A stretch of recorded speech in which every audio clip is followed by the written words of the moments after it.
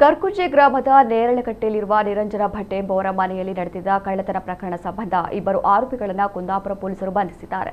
ತಂತ್ರಾಡಿ ಬಾಯರಬೆಟ್ಟು ನಿವಾಸಿ 32 ವರ್ಷದ ವಿಜಯ್ ಶೆಟ್ಟಿ ಮತ್ತು ಇಂದಾರು ಗ್ರಾಮದ 29 ವರ್ಷದ ಅರ್ಜುನ್ ಶೆಟ್ಟಿ ಬಂಧಿತ ಆರೋಪಿಗಳು. ಮೇ 23ರ ಶನಿವಾರದಂದು ಈ ಕಳ್ಳತನ ನಡೆದಿದ್ದು.